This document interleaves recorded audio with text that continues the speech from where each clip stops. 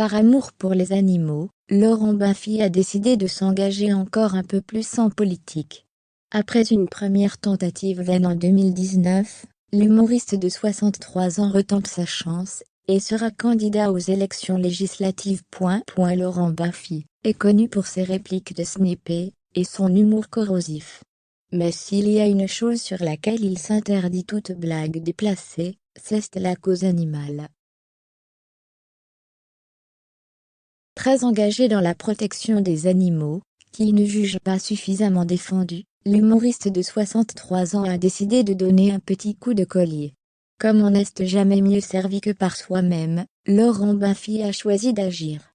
C'est la raison pour laquelle il a officialisé sa candidature aux élections législatives de 2022, attendues du 12 au 19 juin, par le biais d'un communiqué publié ce mardi 22 février. Je veux mettre ma notoriété au service du parti animaliste, et lui donner une meilleure visibilité.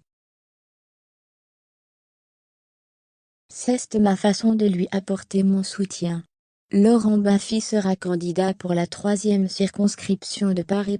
Ce n'est pas la première fois que Laurent Baffy se lance un tel défi. Il y a 3 ans déjà, l'ancien acolyte de Thierry Ardisson tentait une candidature aux élections européennes, au cours desquelles il n'avait jusqu'alors jamais voté. En soutenant le parti animaliste, je n'ai pas l'impression de soutenir un parti politique.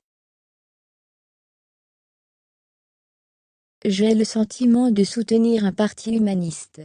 Je ne pense pas que les politiques soient concernés par le règne animal. Ils peuvent pour faire acte de bonne conscience parfois mettre un peu d'écologie dans leur discours, mais je pense qu'ils s'en foutent, parce que les animaux ne votent pas. S'il n'a pu aller au bout de son engagement par manque de parrainage, Laurent Baffy ne baisse pas les bras. Il faut dire que depuis 3 ans, la cause environnementale et animale est de plus en plus mise en avant. Il y a donc des chances, pour que cette fois-ci, les plans fonctionnent. Il est loin d'être la seule personnalité à s'engager dans la protection animale. Outre l'imprésentable Brigitte Bardot, Delphine Wespizet, Hugo Clément et Émeric Caron sont aussi mobilisés.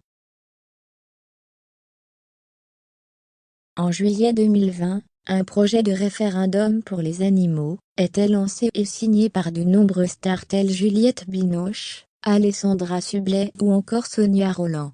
Il visait l'interdiction de l'élevage en cage, la fin de l'élevage intensif, la fin des chasses traditionnelles et l'organisation de spectacles avec des animaux sauvages. Un projet malheureusement non abouti.